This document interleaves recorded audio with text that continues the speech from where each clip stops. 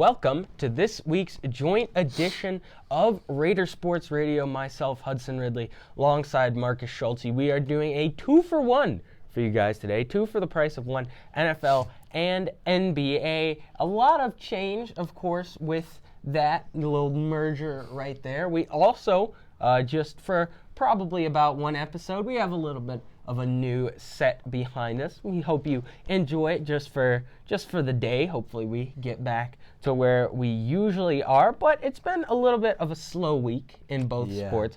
I would say that is a little bit of a reason for the combined episode, but overall a lot of production from a lot of people, and I mean some good storylines thus far. I'll start off with the NFL. The NFL Combine was this week, and it produced some, pretty good stats. I mean, some risers, definitely some fallers as well. Some risers to look out for. Henry Ruggs ran a 4.27 40-yard dash, and he also had a 42-inch vertical, which is absolutely off the charts, just a super special athlete. What do you think about Henry Ruggs? Do you think he's a top wide receiver in this year's draft? I mean, I guess so after the Combine. I think that his prospect in the 2020 draft will definitely rise after, of course, that 40 run, which was unbelievable. And then the vert, which, as everyone knows, is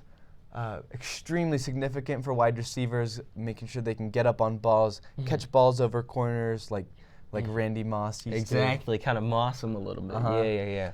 Just like small little stats like that make teams want to pick this kid up.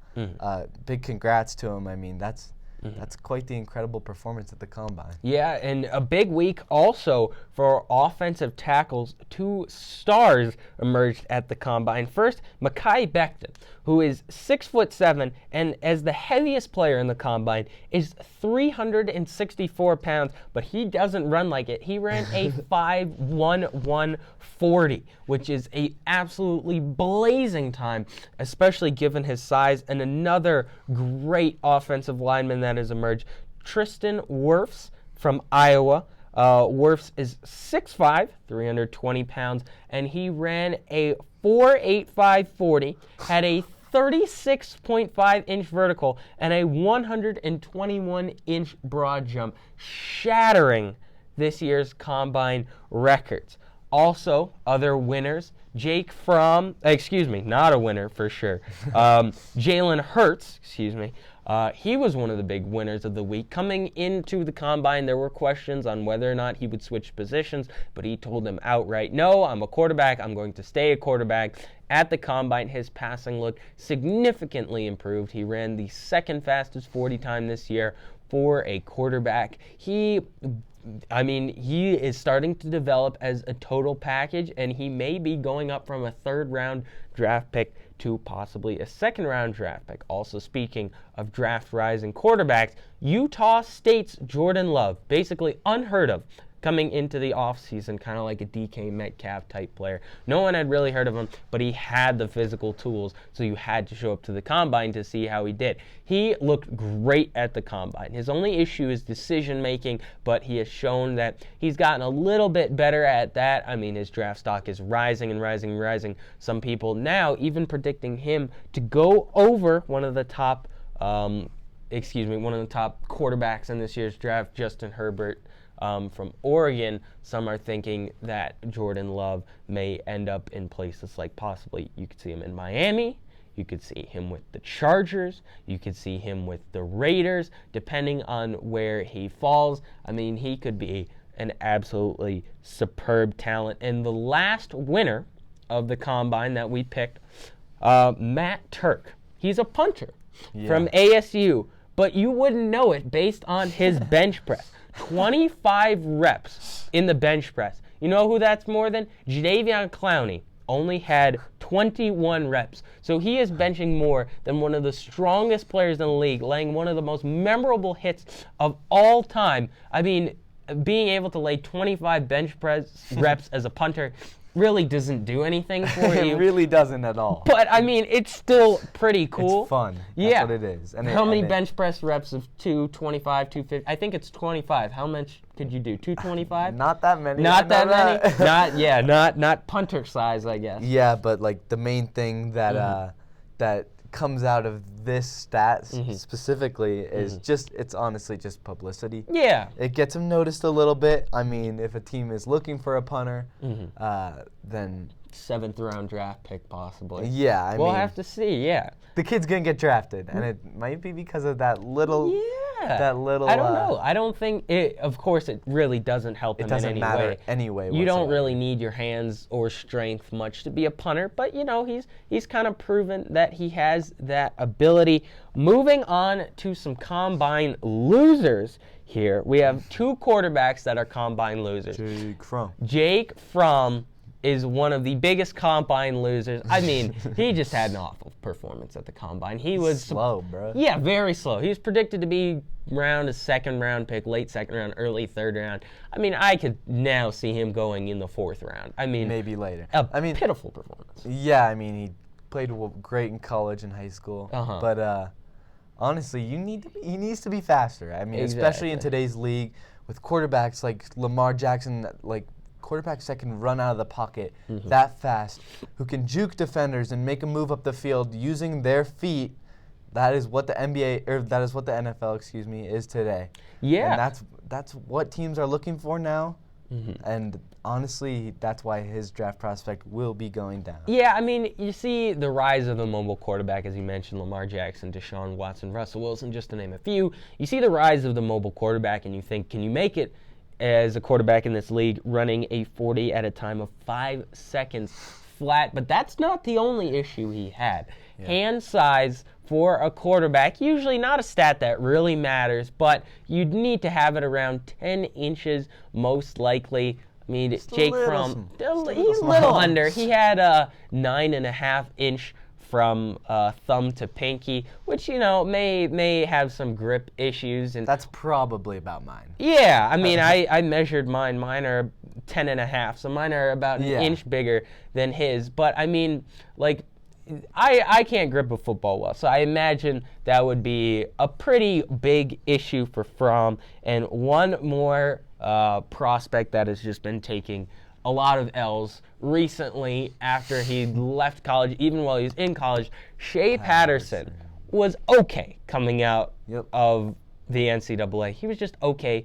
He wasn't great, nothing special, but maybe like a 6th round pick, he can be a solid backup quarterback. Now I'm not even sure if he can do that. He has looked absolutely horrendous, missing throws left and right, not just at his pro day, not just at the Senior Bowl. I mean, he's been awful on every single level. So for him, the combine wasn't so great. But for a lot of people, including myself, I really did enjoy this year's combine. There have been talks to not televise it anymore next year. So this may be the last year where it's televised. Hopefully not, but we will have to see. Moving on to NBA, Marcus, you have some NBA stuff. Yeah, we've got some.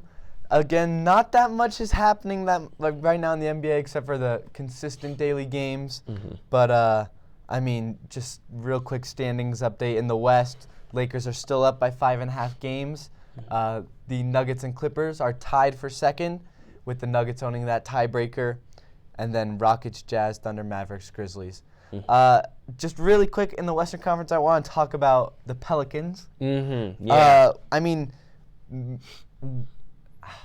I don't know how to word this perfectly, but with Zion in their lineup, they have been playing much better. It's just statistically, they've been playing much better. No, I agree. I see them personally as the 8th seed because that was the piece that they were missing. They were always around the 9 or 10 seed. They've been there throughout most of the year. After a tough start, they kind of got on track. But having players like Lonzo Ball and Jackson Hayes will not get you like big wins. It won't get you to the playoffs. Exactly. They aren't superstars per se.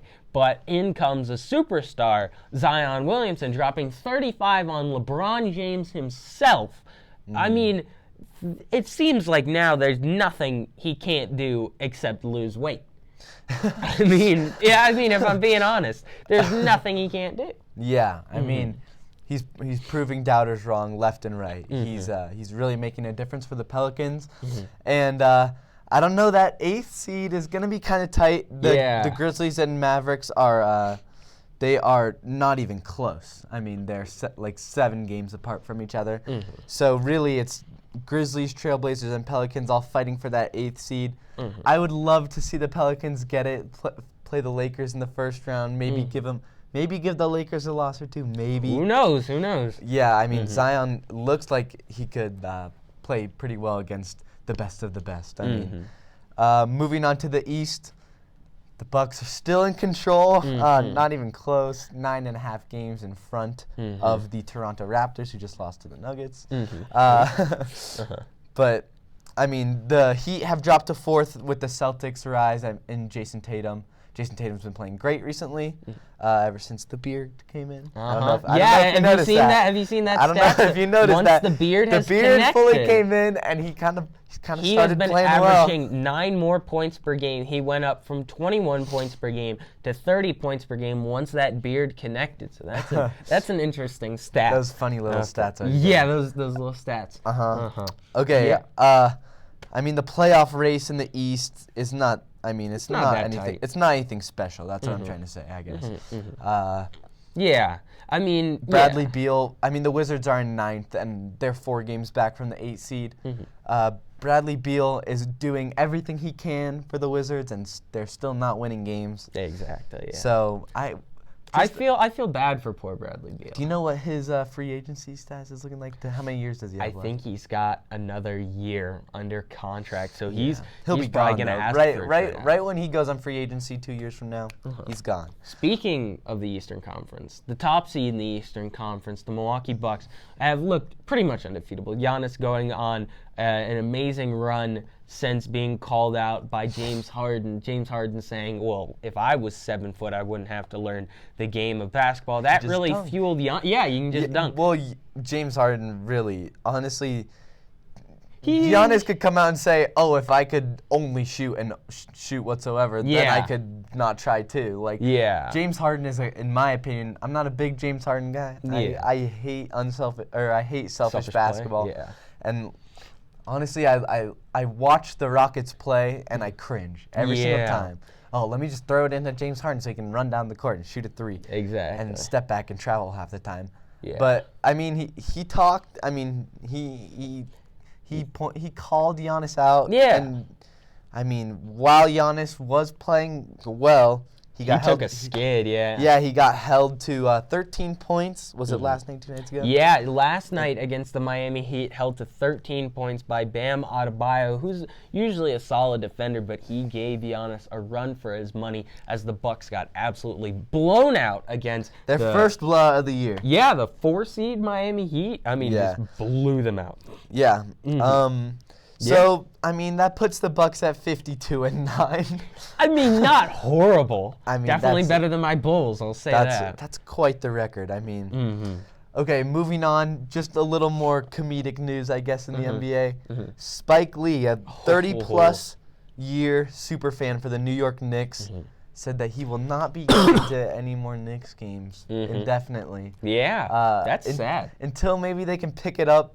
But the Knicks suck. Yeah. They are horrible. I mean, he had not trouble. To be negative. Well, but the Knicks are not. He had trouble getting into the arena last night, which I know definitely angered him. But another interesting stat, over the last 30 years on season tickets, Spike Lee has spent $10 million to never see them win a championship in the last 30 years and just play awful, miserable basketball. I think that may be one of the worst investments of possibly all time, and now no longer going to those games. I mean, you really got to feel for Spike Lee there. But hey, if he becomes a Brooklyn Nets super fan, I doubt it. I doubt it. Who knows? But Spike Lee, I mean, one of the most profitable directors in the last couple decades. I mean, he has been sitting courtside at every single Knicks game. He was almost there, every single Knicks game. He was there to chirp Reggie Miller and Michael Jordan and all those guys and maybe anger them a little bit, but he was there for that era to piss them off and them score a lot of points and kind of shoot himself in the own foot. But, I mean, Yeah, that's kind of a little disappointing for Spike Lee. Well, that is going to do it for this week's joint episode NFL NBA Raider Sports Radio. For myself, Hudson Ridley, Marcus Shultze, thank you.